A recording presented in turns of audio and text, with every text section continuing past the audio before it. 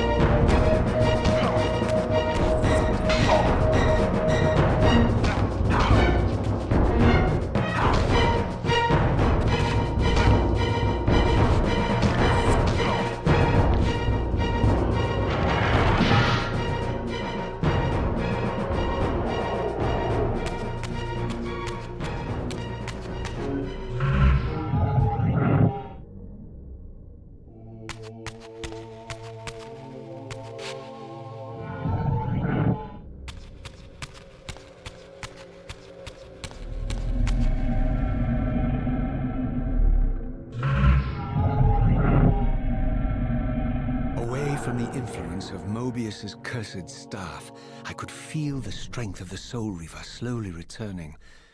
If that orb was as debilitating to vampires as it was to the blade, it gave Mobius a powerful advantage over his enemies. I finally understood how Mobius's crusade could decimate the vampires so successfully. If he could immobilize his enemies, they were at his mercy. But why, I wondered, would the staff have any effect on the Reaver?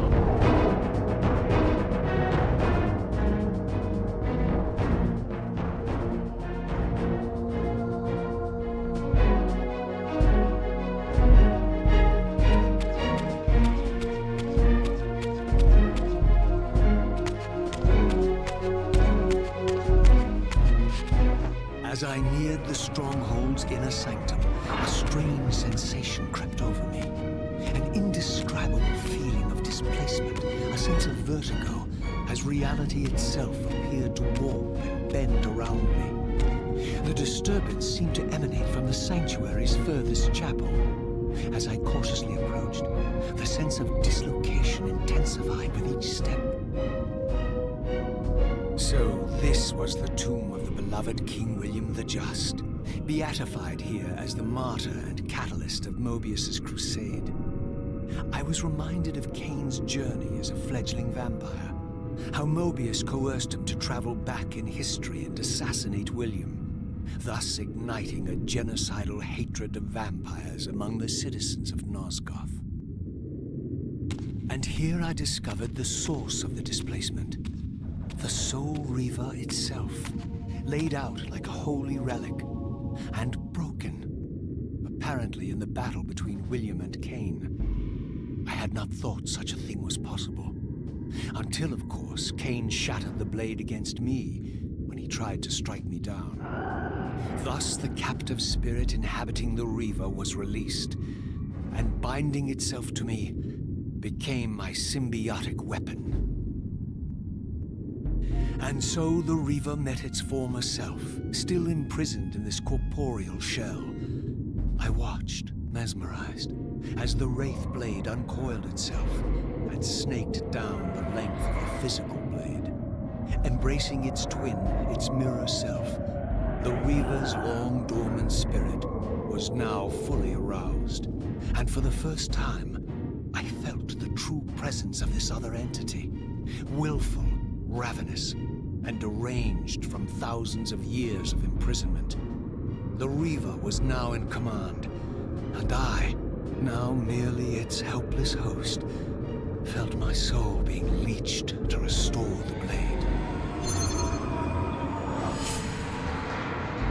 But the Reaver knew better than to destroy its host, and just as I neared the brink of oblivion, the blade released its hold on me. As I recovered, I realized we were now bound together in a fragile alliance. The Reaver no longer merely my symbiotic weapon, but a sentient parasite competing for control. What have you done to me, Mobius? Is this your trap? How mine? Don't forget it was Cain who led you here, not I. While you curse me, the only soul in Nosgoth ready to guide and assist you, Cain laughs at our folly and revels in your dismay. These blades, now coiled in sinister embrace, have inspired terror in the hearts of creatures far more durable than you, old man. Bound together as they are, I can only imagine what they could do to your soul's fragile shell. Raziel, I beg you to stay your hand. This was none of my doing. I have sought only to aid you in your righteous quest. Why, you're trembling, Mobius. Has your confidence abandoned you? You seem to have made a fatal error by leaving your precious staff behind. Is that where all your courage comes from? Listen to me, Raziel. You don't know what you're doing. I have taken an enormous risk by appearing here before you, so defenseless, yet eager to prove my good intentions. If there's anything left of the Seraphim in you, you won't do this. While you threaten me, your true enemy eludes you. Don't concern yourself with Cain, old man. We'll join you in hell soon enough. As you said, death comes for us all. Yes, the wheel of fate demands it. What did you say? The wheel of fate. The inexorable cycle of death and rebirth to which all men are compelled. We serve the same God, Raziel. To strike me down would be striking God's own attendant. And I don't believe even you would take that risk. I'm tired of your games, Mobius. Now that I know you fear me, I needn't concern myself with you. Cain is waiting for me. Go then, Raziel. Seek Cain out and destroy him in the name of the one God we both serve. You, who were once a Seraphim priest, murdered, profaned, destroyed, and reborn again from his mercy, you are now most powerfully equipped to be his agent, his instrument of restoration and retribution. My own vengeance is motivation enough.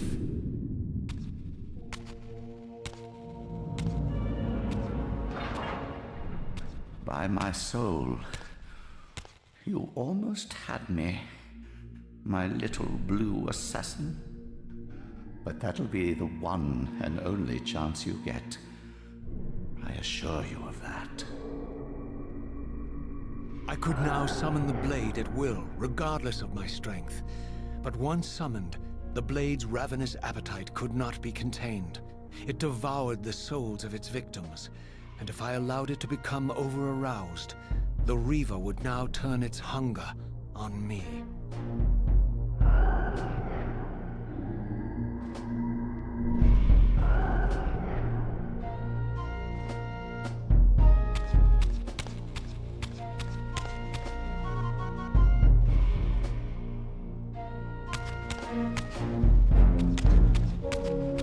So this was the legendary Janos Ordrin, reputed to have been the most ancient and diabolical vampire to have ever existed. According to folklore, he lived high in the cliffs of Nosgoth's northern mountains and preyed mercilessly on the defenseless villagers below. His reign of terror ended when the Sarafan finally hunted him down and tore his throbbing heart from his still-living body. This relic came to be known as the Heart of Darkness, and was supposedly imbued with the power to restore vampiric unlife. The Sarafan therefore guarded it carefully, lest the heart fall into the hands of their enemies. But I wondered, could Janos Ordrin truly have been as monstrous as depicted here? Or was this merely artistic license by the Sarafan, who sought to lionize themselves by demonizing their darkest enemy?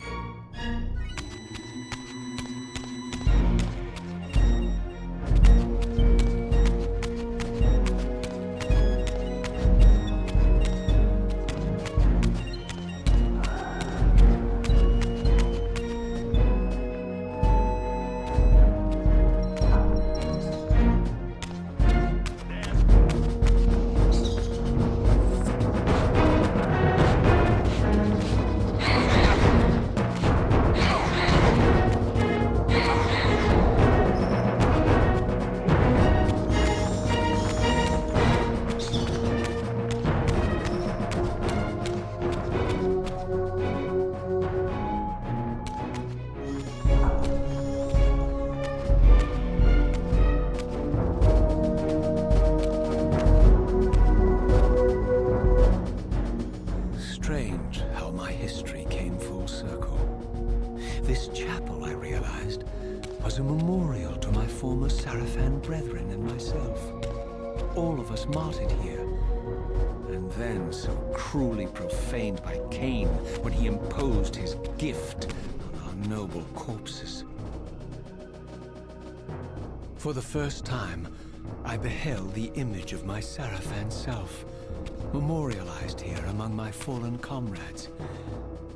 It tortured me to see how noble and pure I had been, and what a vile phantasm I had become. And a profound sense of injury, of loss and betrayal welled up in me, so overwhelming I could barely contain it. All I wanted at this moment was to find Cain and destroy him.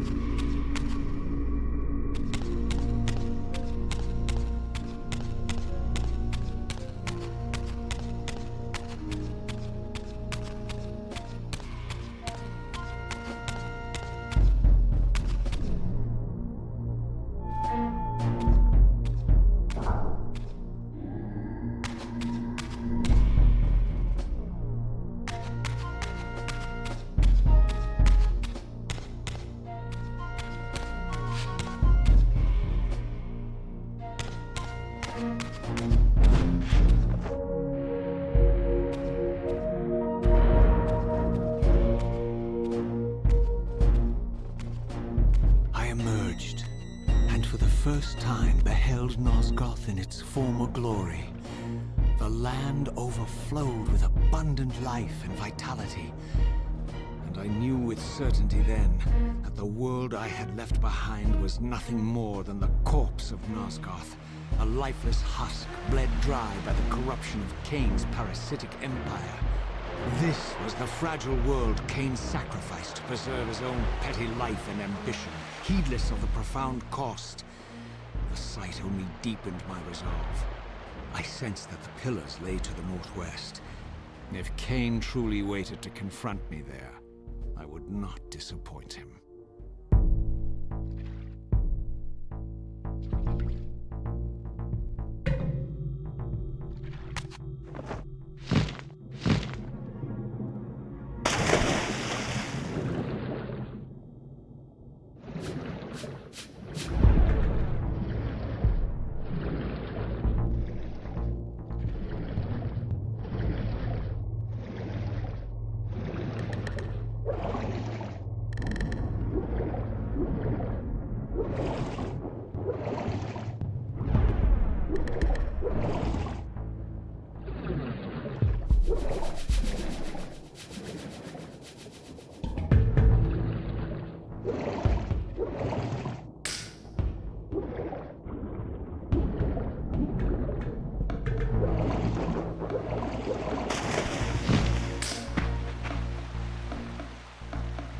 As I passed this arcane landmark, a wisp of the reaver's energy was drawn into the rim, illuminating it.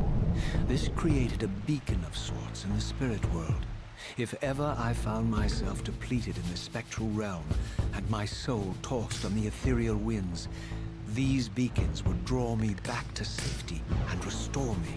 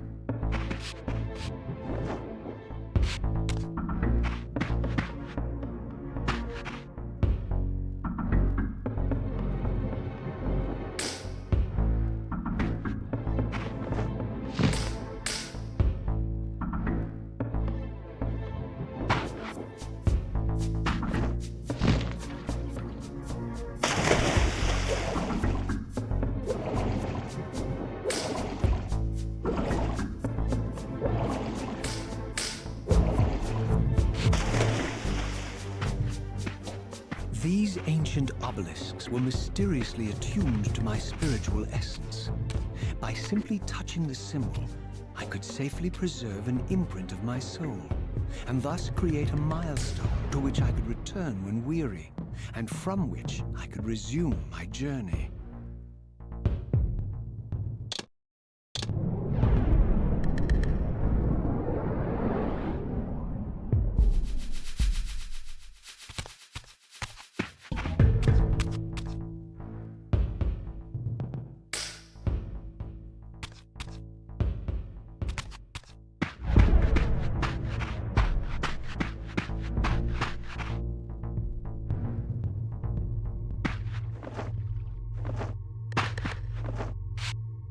While I had only just escaped the stronghold, I sensed that in time my journey would return me full circle to this place.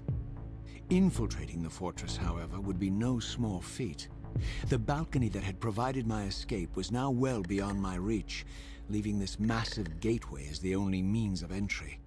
The gates were sealed, but like the time-streaming chamber I had seen earlier, their operation was undoubtedly linked to that odd crystal mounted above the entrance.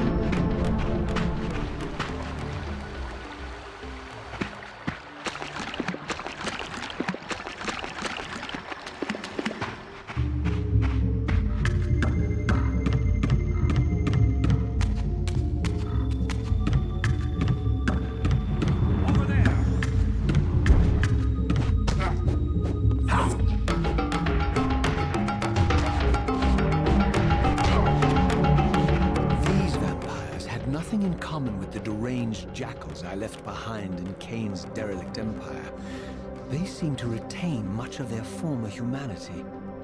In this era, vampires were clearly not the uncontested predators we had been.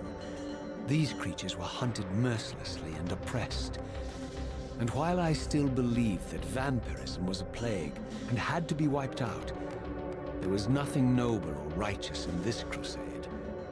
This was simply ruthless persecution.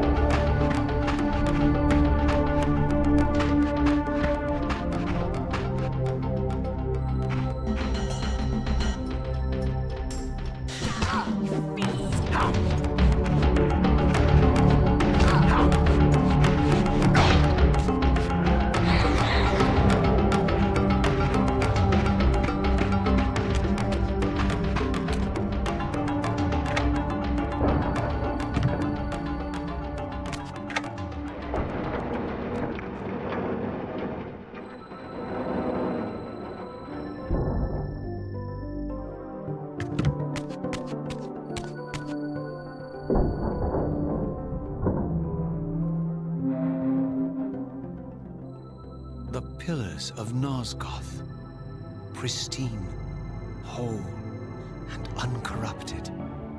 I had never beheld them in this undefiled state, yet something profound and indelible resonated within me at the sight. And there, waiting at the very heart of the pillars, was the canker that was destined to destroy them.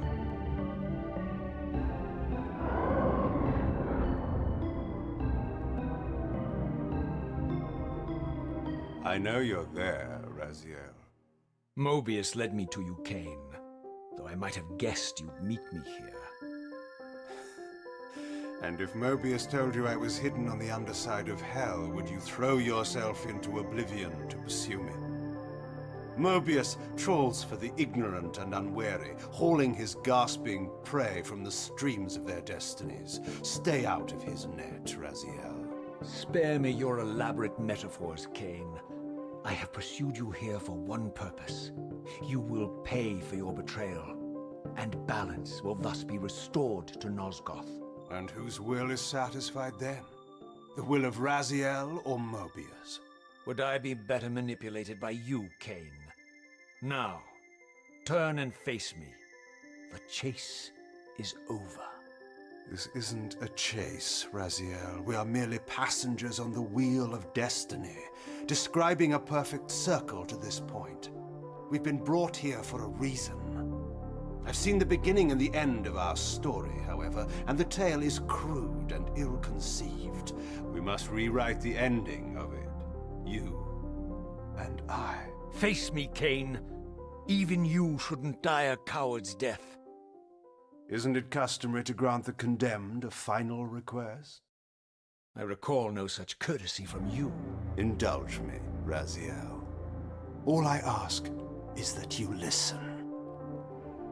This is the sublime moment of our undoing, Raziel. The ineffable fulcrum upon which swings the entirety of our history. This is where all of Nosgoth is betrayed. In this instant, Ariel, the Balance Guardian, is murdered by dark forces bent on overthrowing the pillars. Her spirit is just now tearing free, lost in the ether, trying to find its way here. You have already seen how she comes to haunt these pillars. Bound here by your refusal to die.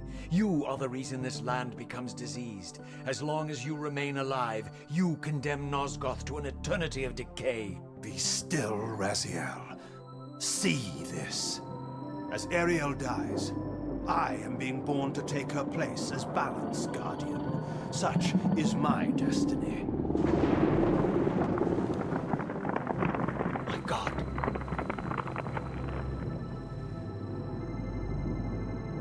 At the moment of my first cry, Ariel's beloved, the guardian Nutraptor, finds her corpse. Racked with grief and tormented by suspicions of treachery, Nutraptor plunges into a madness which overflows and infects all of the Guardians who are symbiotically bound, including me. The repercussions of Ariel's assassination were expertly calculated. The entire circle descends into madness, and I am tainted at the moment of my birth, instantly rendered incapable of fulfilling the role destiny has prepared for me. Shall I show you the same mercy you showed the rest of the circle, then? You blithely murdered them to restore their pillars, yet your hand faltered when it came to the final sacrifice. What makes you exempt, Cain? You're merely the last man standing. Why condemn me for simply carrying out what you hadn't the courage to do yourself? Let's drop the moral posturing, shall we? We both know there's no altruism in this pursuit. Your reckless indignation led you here. I counted on it. There's no shame in it, Raziel. Revenge is motivation enough. At least it's honest. Hate me, but do it honestly. 30 years hence, I am presented with a dilemma. Let's call it a two-sided coin. If the coin falls one way, I sacrifice myself and thus restore the pillars. But as the last surviving vampire in Nosgoth, this would mean the annihilation of our species. Mobius made sure of that. If the coin lands on the reverse, I refuse the sacrifice and thus doom the pillars to an eternity of collapse. Either way, the game is rigged. We agree, then, that the pillars are crucial and must be restored. Yes, Raziel. And that's why we've come full circle to this place. So after all this, you make my case for me. To end this stalemate, you must die so that new Guardians can be born. Pillars don't belong to them, Raziel. They belong to us. Your arrogance is boundless, Cain. There's a third option. A monumental secret, hidden in your very presence here. But it's a secret you have to discover for yourself. Unearth your destiny, Raziel. It's all laid out for you here. You said it yourself, Cain. There are only two sides to your coin. Apparently so. But suppose you throw a coin enough times. Suppose one day it lands on its edge.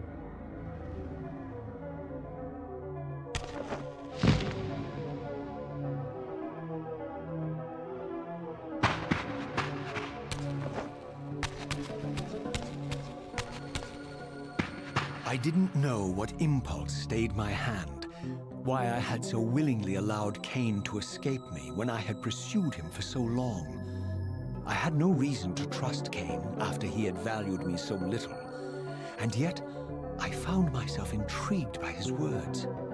I had been too cruelly used to so gullibly play his pawn, but if this world truly had secrets to divulge, I was determined to expose them.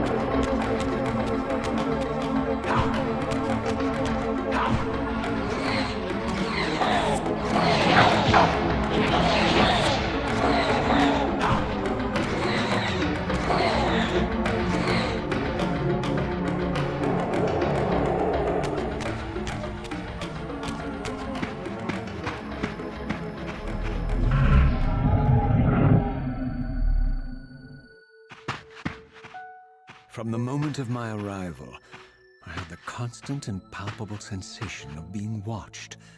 Someone, it seemed, was keenly interested in my presence here.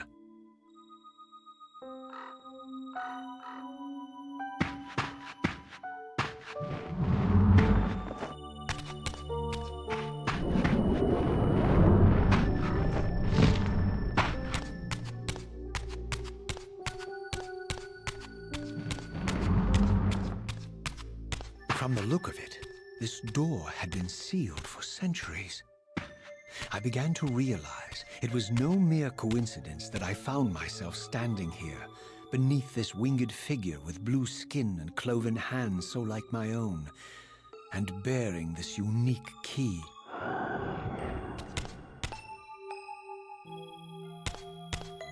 And so it was with a sense of gravity and trepidation that I unsealed that ancient door and crossed the threshold.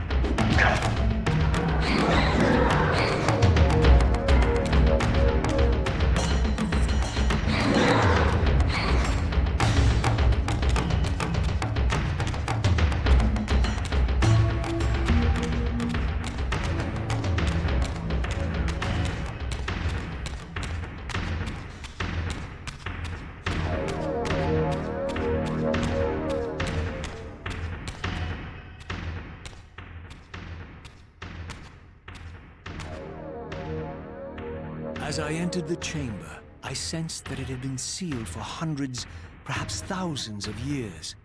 And while this room was clearly built when the pillars were erected, I knew that no human hand could have shaped this place, and that perhaps it had never been seen by human eyes. The surrounding murals depicted a winged race, their features so like my own, but beautiful, where mine were grotesque, and angelic, while mine were demonic. I tried to decipher these images. A great war, but with combatants like none I had ever seen. The pillars, raised by this winged race, who thus defeated their adversaries. The winged beings again, writhing in agony, apparently afflicted with the same bloodthirst I had so recently suffered. And throughout the chamber, inscribed everywhere, images of the reaver itself. Was this what Cain had urged me to discover? I wondered. Lies, Raziel.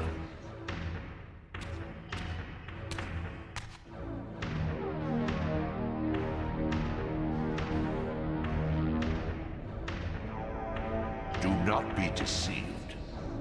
Ah, my ancient benefactor. And I dared to hope we had parted ways forever. Silence was refreshing, but it lasted. No doubt you have a conveniently inexpressible reason for your presence here. Do not be insolent, Raziel. I am eternally present here and everywhere, now and always. I am the still center of the turning wheel, the hub of this world's destiny. But perhaps not so omnipotent as you'd have me believe. Your hold on me appears to be tenuous. I no longer seem to need you. Yet I'm guessing you still need me. This impudence is unworthy of you, Raziel. Do not forget that you have a task to fulfill here. You are indebted to me. Indebted? You would have me show gratitude for a gift I didn't ask to be bestowed. Do you forget that you forced me to inhabit this vile carcass? I restored you to yourself, Raziel. It was Cain who destroyed you. The very enemy you've just let slip through your grasp. Do not fail me, my servant. I serve no one. Not you, not Cain, and not your lackey Mobius. Mobius is my good servant. I have many. And if I tell Mobius that he's worshipping a giant squid, do you think his faith will falter? You have grown willful, Raziel. But beware. To embrace a serpent is to invite poison into your heart. Cain is a sinuous beast. He will seduce and deceive you.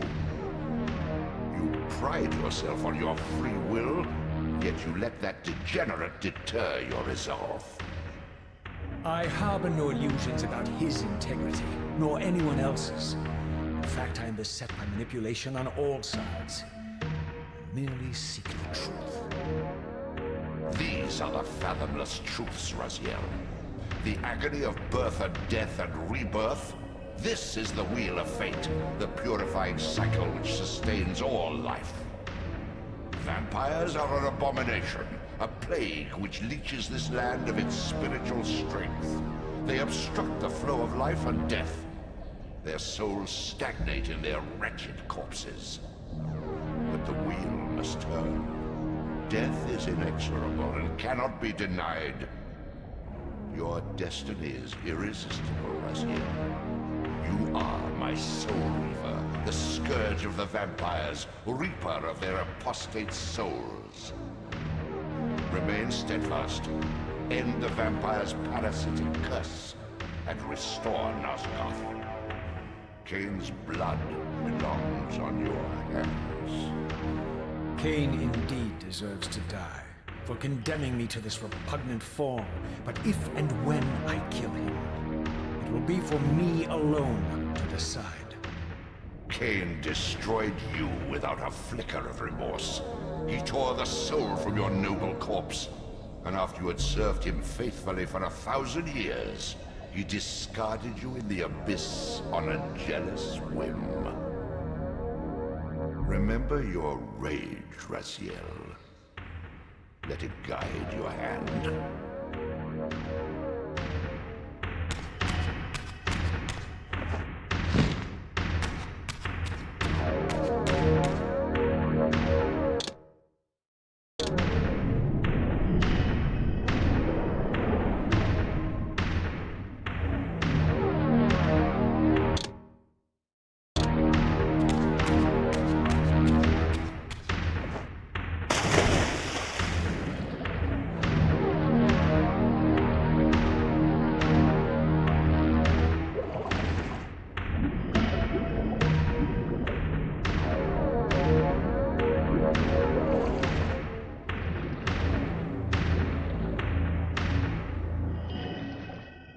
Your destiny beckons.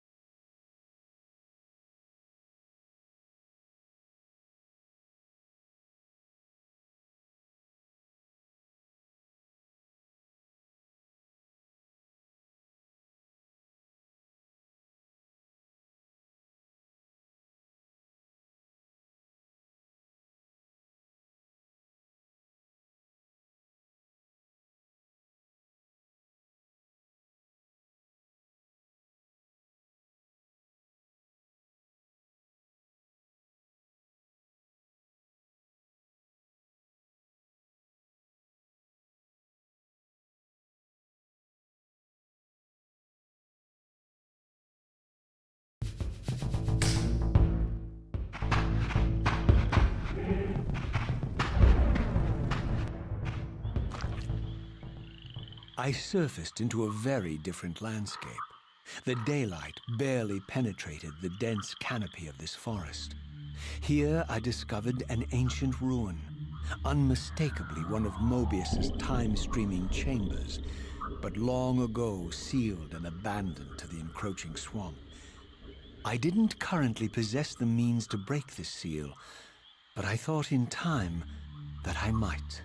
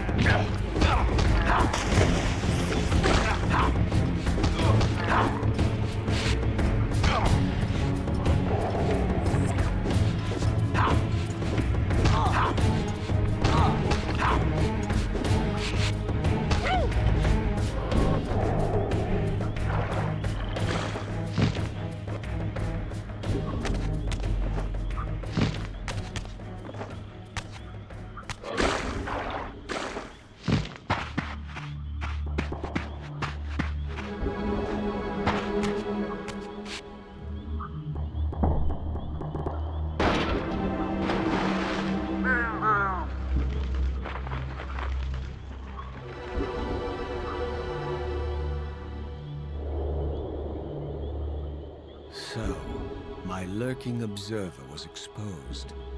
The creature vanished when he realized he was discovered, but I caught a glimpse of him, and his features were distinctive enough. This was the vampire Vorador, the monstrous assassin depicted in the Stronghold. Strange that a creature brazen enough to assault the Circle single-handedly would avoid confronting me. Very well. If Vorador would not come to me, I would go to him. But first, I needed to find some means of reaching that terrace.